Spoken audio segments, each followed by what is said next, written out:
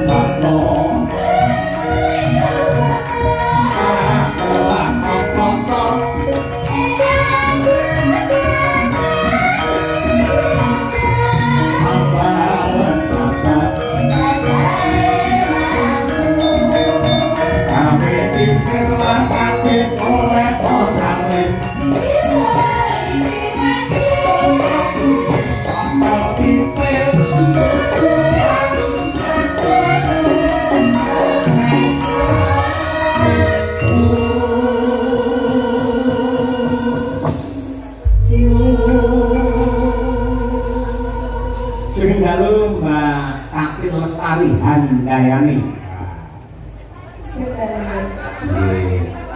Siap nih Pak ya? Belum menake ya? Hah? Belum menake. Oh benar. Kalau anu pasoljane anu pawakane sekedeng. Ayo dhuwur ora ndek ora tegese pas porsine. Pak Negara. Apa? Aku cek linggo nang kono lho urung ngadeg nang kene wis dineke kaya grim. Sing mulake sapa? Sopo? Manukan lho. Mana ndak kene piye? Sopo? Mami, ndak tadi iki koyo ngono kok disengin kok bodine kaya grim terus apa Mas? Si ngomong dudu aku. Lah sapa? Iki. Bisa bedanya ra wayang karo dalan. Kowe liwat batu sebuti bokok. Tangan. Lah tangan iki di bokok. Wis lho. Sing ngomong sapa? Iki kangge. Sing iki ngomong sapa? Karo dalan. Terus berarti sing ngene kene sapa? Dalan sama mereka ditangkap karo Pak Lurah karo Pak Kemiri. Anyalan Pak Kemiri kowe. Nek marga mriki kan ora karo yang grim. Hah? Karo ni boten Pak Bu. Ora Pak kowe ini ra ono. Wong kowe ra ono sing aran kowe dhewe padhon kok ya. Nek ra aran. Lah iki piro aku ora ngerti keterangane malam hari ini aku piro ora ngerti ya. Malam hari ini saya yang mengundang adalah Pak Dalan. Oh iya. Terus piro-pirone ora tau nyang-nyang nih. Sing ngundang kowe iki dudu Pak Dalan. Sapa? Yo Pak Kades karo masyarakat Kemiri. Hai guru makelar. Makelar lho, mangko iki buntine langgep tenan. Ora mau gunting cuk apa besok cukur. Cilik nih. Terus Nuwun sewu dumateng Pak Lurah lan panitia. Kula suwun kalih taun yang ngajeng menika dagelane kalih sindene ganti mawon. Ya wis boleh pacaran malah saya aku ora. Piye? Kowe tak oleh makanan kok mesu. Lah kowe menurunkan derajatku Ora soalnya. menurunkan, tapi ora dadi penyambung lidahku karo tata kali apa kowe andane iki dhewe? Lho, tegese iki paling ora ya dadi jembatan utawa perantara iso makroan. Apa lewat kali kok kan jembatan iki.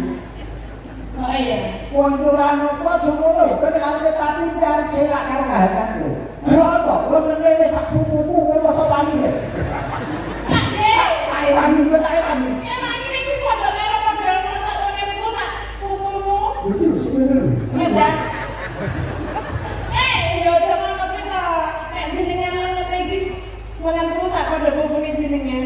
Terus liyane sak padha apamu. Yo, yo. Apa ya? Aku lu tau ngilangi. Mulane jenengan iki artis. Sinden iki artis Mbak Tati. Ya piye carane menjaga tubuh? Lek mangan aja akeh-akeh. Olahraga aja keri. Mosok malah saya lari sampai saya gede. Pak iya. Iya. Apa-apa. Bener Pak iya. Nah, ngono lho. Jenenge wong iki gede cilik kuwi iki relatif. Ana sing seneng sing kecil, ana seneng sing gede. Dadi anane sing cilik kuwi, anane sing gede iki mergono dibandingke karo sing cilik. Betul. Cek pertanyaannya. Reng, aku takon karo kowe jenengan sing luwih pengalaman. Sampeyan milih sing cilik apa sing gede? Sing gede. Apa wae. Oh, bojoku ya lemu. Ora kok wong cilik bojoku nesu. Lah ya mane kaya jenenge gede cilik kuwi ra ya senengane dhewe-dhewe to Pak De. Betul. Nek umpamane aku dadi bojone jenengan nek umpamane gedene semene ra ya malah kasar dadak aku kasar Bapak Dalang. Tegese bojomu ki ngopeni awakmu. Kowe iso makmur subur. Ana lho dalang laris bojone sing tetep cilik wae. Kue lemu ya, lemu makmur ayam tentrem kok jenenge Kertarjo. Lha ki ngerti bojone Mbak Tatin. Dene Mas Tulus, awake masalah kali lemu tok. Ora yo padahal saiki wis padha. Sampeyan wis cilik Mandarin. Mas Tulus sing saya cilik neh. Menyesuaikan. Oh iso. Lombok tumumpan tahu. Kangge Taiwan itu Taiwan. Kita ini ngene kok malah jelek. Mangga Bapak Ibu menawi pengen dahar tahu menika sampun cemawis. Lah menika lambokipun nggih sampun cemawis. Ojo mbok tawange tak borome dhewe. barenge rakus iki. Aku seneng karo jenduk tapi ngene lho. Bocah iki kaya darane sejatine atine becik. Oh, Ora akeh sing tresnani. heeh. Mbak Isa ini jolomake meneh ora. Wis omong dhewe, aku kalau salah. Lah nek sapa ngerti mau ya mawon Bapak. Oh, aku ki omong tulus kok bojomu. Ayo ten bojoku lho. Lah iya. Mulus apa ati? Lah yo tulus iki bojomu yo. Heeh. Tulus kok bojomu. Terus Jadi aku ora basa-basi. Tapi omongane yen iki bocah apik. oke kok sae. Apik sae. Sae apik sing sae. Mbak Tatin, matur nuwun sih nyapa warga masyarakat Pak Kades barang. Nggih, sepisan kula matur nuwun kalian panjenengan. Ya, yo. Nggih, karena panjenengan kula saged jalan wonten temiri menika Pak Dalang. Jika kaping-kaping matur nuwun kalian Bapak Lurah. Menika sampun pitados kalian Pak Dalang dikengken matlaraken kula. Nggih. Lambemu padha karo gareng. Aku amen ngomong dhewe. Aku ora bisa. Kuwi mergo sing mengaruhi kowe, Reng. Ngomong ngaruh ngomonge ora dhewe kok Ya ngomong. ngono kuwi lantaran Pak Dalang. Lantaran apa-apa iki dalane rezeki, Mas. Iya. Kowe wis entuk pahala sing gedhe. Amin. Dadi dalane rezeki apik. Nggih. Dungane piye, Mbak? Nggih, kagem masyarakat wonten Kemiri sedayanipun Kecamatan nanti, Mbak? jenengan. Wah, hafal. Jenengan apalah? Jadi kemiri jenengan Ponorogo. Nggih. Kemiri jenengan Ponorogo. Sing mirsani wayangan ora ana arangan sawiji apa. Paluan. Ono iki apa iki? Mari ambayan Ono. mangan roti cacahe 6. Heeh. Layak lemu akeh. Mugi warga Kemiri tansah ayem tentrem. Nggih. Ngono kuwi. Ngombe kopi kurang lebih. tahu itu kok. Artinya apa? Ora kok bingung ora ngerti yo. Ana batangan iki pokoke nderek tenan nggih Pak Bu nggih menika wujudipun takin ripat menawi jenengan derek kenal nggih. Nderek teman kalian kula menika takin ripat saking Sentolo Kulon Progo daerah istimewa Yogyakarta. Nggih. Enten iki. Apa ngoten? Akhirnya ngarani istilahnya kue triple Apa triple T. Triple T apa? Patin tipot triple T. Patin tipot. papat malam Oh, mana Pak ya? Catur metro. Nggih, menika mbok bilih wonten pamundutan lagu napa-napa Pak ya. siap Mbak menika kula waos nggih saking paguyuban driver ambulan desa sekecamatan Jenangan siap mengangkut gareng ora ding baru tak tampil dhewe sorry rek Nah, sapoke itu gareng catur. lagunipun tembakangan kering sret ya niku semboyane nggih Terus red. Nah, nggih mergo hubungane kalian kesehatan lan kasugenganipun tiyang niku Assalamualaikum warahmatullahi wabarakatuh. Waalaikumsalam. Kula nyuwun gending tayub kalajengaken sambel kemangi. Kula kintenaken grup PKK Sekar Melati. Saking kula Pak Harno Krajan. Mekaten saking kula wassalam. Nggih. Saking kula ki apa Mbak Rapan jelas iki apa? Jane iso maca ora? Tulisan ora jelas apa ora? Betul saya. Saking Allah gawe. Jajal iki iso maca ora? Oke. Oke piye? Macane apa kok oke? Lah oke kok semrawut. Biskuit. Oh, Apa? biskuit. Piye? Klepot kerajaan kemiri. Pak Desi bener le maca iki. Misni. Misni. Nah, Saking kula misni glebot. hebat kok. Begitu. Glebot kerajaan kemiri. Ya. Ini kan nyuwun apa? Aku dia ora duwite. Benaran biasa. Ya wis kene ra apa. Pasake dalang ngono. Keren. Tapi kalau orang ngerti teh bengi dalang. Terus Yen awan dadi kok gak masjid. Ora amal. Salam Mas Sahyo, kula nyuwun gending podang kuning dipun bawani. Sesideman dipun bawani gending niki kula ketunaken dumateng PKK Sekar Melati Krajan. Nggih. Nggih. ayo wis foto-foto to Pak De. Yes. Aku seneng di HP itu sak ngawe mangsa aku diaden dulu.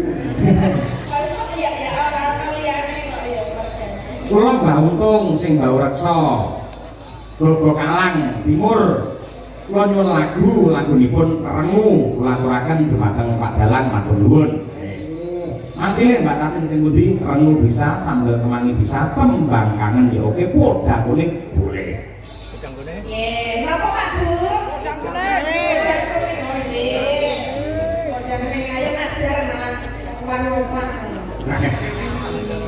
Wah, yang sini. Malah delokne bae lho. Ngagem bawa menika Mas. Oh, komplit iki. Aku tak lucu. Sapa sing ngundang? Kok kowe iki apa sekolah kok? Sertolo. Gareng iki jampeng. Iya, Pak. Nadyan wujud temu paksi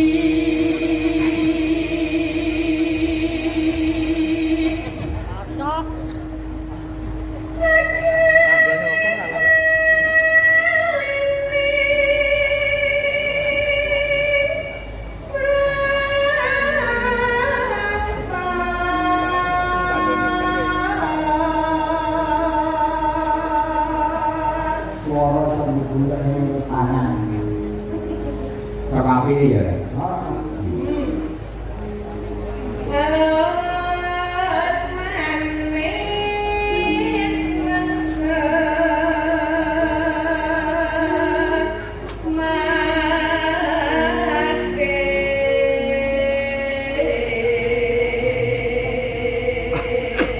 Derek ngon Pak Dalang dilancar ngantos tancep kayon. Salam kagem Mas Taslim. Pasti. Ugi caci over Ponorogo. jan kondang temen to iki Mas Taslim nang ndi ora benare. Pancen iki jane kancane terus kon WA aku ngono ben terkenal deh. Oke, menika malam hari ini juga di streaming nggih. Leres. Wonten Kunta di channel menika sampun nembus 6.000 berapa. Alhamdulillah. Luar biasa. Cara niki mau saking Pak Laris Sugiono, ugi saking wah iki bocah dengane. Jogja Monitor siap dibuka di channel Pak Dalang. Dari siapa ngerti lah? Siapa? Elisa Rotaris Awaso. Aku kok kira ngapusi iki lho, Elisa privat iki. Ketoke aku ngejak kowe dek cemburu. Tenang sa, iki duti peku sa, santai sa. Tipe Iku mau apa? Kayane. Tipe tuh kayak Pak Digareng ini kilo. Ora ketemu ya 300. Apa? Susu. Ora ya. Tipe ini cici ini iki. Iya. Selamat Mbak Elisa. Salam kangen tercinta. Iya, Pak ya, jangan.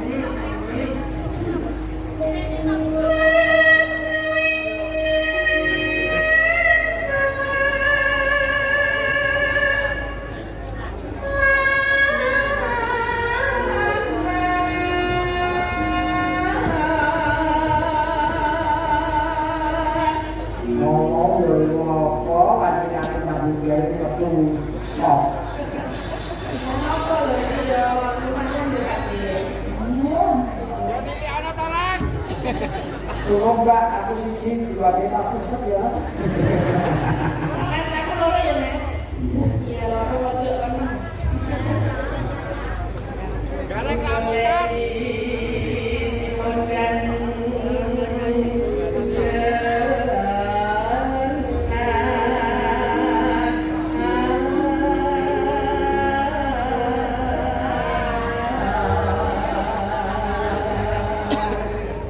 Nyayo nyayo. Iko bunga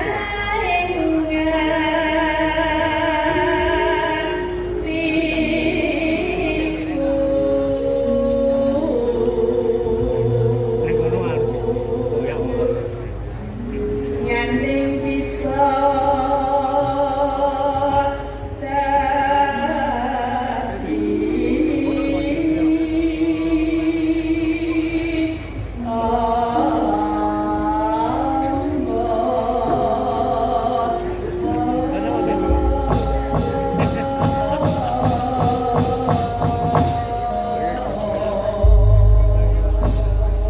Ya Mbak Tatin gandeng sing nembangin jenengan tur enek duwe dadi kira aku mau maklar atau korupsi nyelamatno. tenanan kono. Tenanan aku iku tau biro. Ngomong ora diblas. Rong atus. Terus? Sing 100 kakakmu, sing 100 sing di lipat dan salah. Aku dene pondok pesantren. Terus aku melu nyumbang. Gimana juga aku dene. Pak Din, adegannya melu nyumbang apa Pak Din? Itu kowe umum ya. Itu sik aku tak Oh, sumbang. ngomong lah ini berarti aku disumbangnya apa disain? Saise. Sain. Terus? Ilmu tinggi sing kira-kira sok anak. Tapi yang di Apa enek? Iso wae mung dadi dianake ya iso. Ya mungko ya wis kumpul disumbang. Ya, misalnya ini sih. Dikit arep. Tanam apa tidak. Iya. Nyapa? Baru-baru ini dari sumbang. Kelas iki kowe Mbak nggih. Rima? Kelas iki Mbak. Sabar, Oh, boleh. nggih. Bisa ini gatanya apa kok ya? Tadi bercek gitu loh. Salamu ngono wae. Moga lho Pak, ya, bebas. Moga. Rasa mikir yang drama ini jajake pengen. Dalangnya pengen ini Pak. Ah, aku iki lakoni lek ngene iku ngombe tok. Beda Rak.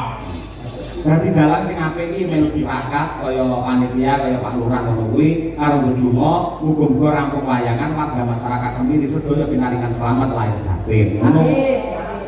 Dan ya bintang tamu bareng kudune ora mangan. Iki rakate sing nandhak. Aku mau wis meh ora mangan, Mas. Terus peksa karo Pak Kades. Dahar Pak Darek dahar. Kok aku jarake ora rahap, ya tetep tak pangan. iya, Pak Tatin sudah lho bari. Aku memang belum. Ayo. Lah ya bari sudah. Terus tekan kapan? Yo nanti sak rampung layangan. Terus nek aku semaput sapa sing gendong? Aku. Ini ora kuat dengan aku. Ning arep gendong lho ketau. Tapi yo mangan, mengko ora dipangan. Ayo. Para kuda kuning Mbak Tatin kita yuk atas. Bisa aman ning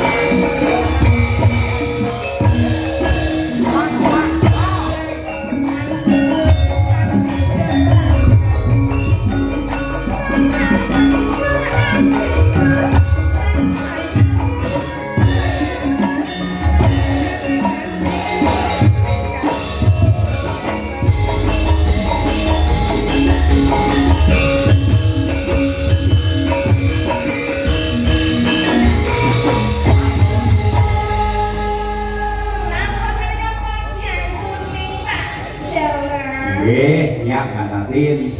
Makin jenengan kudu pramen karo Pak Gareng niku kersane panitia ngoten niku jenengan bisa menyusun kekuatan dulu istirahat sebentar. Oh iya, lakonnya apa ya nanti ya kira-kira ya? Ya, terisilah Pak Dara. Terserah. Ayo, aku berapa kadah. Wong sini wajan. Orang itu yang ditimbali dengan ini suaranya yo